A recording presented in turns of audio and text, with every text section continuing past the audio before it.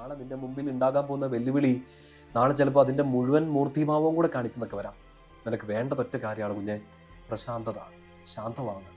Tension ഒഴിവാക്കാൻ ഒറ്റ വഴി നാട്ടുകാരോ വീട്ടുകാരോ കൂട്ടുകാരോ എവിടെയെങ്കിലും വായിച്ച പുസ്തകങ്ങളോ പറഞ്ഞിരുന്ന കാര്യമല്ല.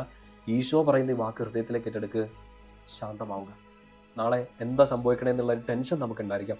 What ever you are going through, whatever you are going to face, എന്തൊക്കെ നിങ്ങൾ ഇന്ന് കണ്ടോ, എന്തൊക്കെ നിങ്ങൾ ഇനി നാളെ കാണണോ, എല്ലാം കർത്താവിൻ്റെ കൂടെ കാണുക. നിങ്ങളുടെ മനസ്സ് ശാന്തമായാൽ ഈ യാത്ര എളുപ്പമാകും. പ്രശ്നങ്ങൾ തീരുമെന്നല്ല, കടൽ ഇനിയും ഇളകും, കാറ്റ് ഇനിയും അടിക്കും, വള്ളത്തിലേക്ക് വെള്ളം ഇനിയും എരച്ചു കയറും. പക്ഷെ ഒറ്റ കാര്യം ഓർത്തേക്കുക, വിളിച്ചാൽ എഴുന്നേക്കുന്ന ഒരുവൻ നമ്മുടെ കൂടെയുണ്ട്. ഈശോ എന്നാണ് ആ ദൈവത്തിൻ്റെ പേര്. Call on him, he will get up. Eesho എഴുന്നേക്കും. ചുമ്മാ കൂർക്കം വലിച്ച് ഉറങ്ങുന്നല്ല, എല്ലാം അവൻ കാണുന്നുണ്ട്. ഈശോയുടെ കയ്യിലോട്ട് നീ ഒന്ന് കൊടുക്കാൻ വേണ്ടിയിട്ട് കർത്താവ് ഇത് വെയിറ്റ് ചെയ്യുകയാണെങ്കിലോ. ആൻഡ് ഈ തിരമാല ഇളകട്ടെ, ഈ കടൽ ഇളകട്ടെ. എളുപ്പമുള്ള കടലുകളല്ല നല്ലൊരു കപ്പിത്താനെ, നാവികനെ സൃഷ്ടിക്കുക. കടൽ ഇളകുമ്പോൾ ആ കടലിൽ ആടി ഉലയുന്ന ഈ ബോട്ടോ കപ്പലോ ഒക്കെ നിയന്ത്രിക്കാൻ പഠിക്കുമ്പോഴാണ് ഒരു യാത്രക്കാരൻ, ഒരു സെയിലർ നല്ലൊരു നാവികനായിട്ട്, ഒരു കപ്പിത്താനായിട്ടൊക്കെ മാറുക.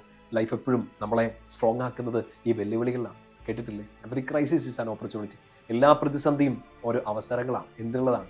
ഒന്ന്, ഈശോയെ തിരിച്ചറിയാൻ, ഈ കടലിൽ നീ ഒറ്റയ്ക്കല്ലെന്നറിയാൻ, നീ കുറച്ചുകൂടെ വളരും എന്നറിയാനും ഈ പ്രതിസന്ധികൾ, ഈ വെല്ലുവിളികളൊക്കെ ഈശോയുടെ പ്രിയപ്പെട്ട കുഞ്ഞെ നല്ലതാണ്.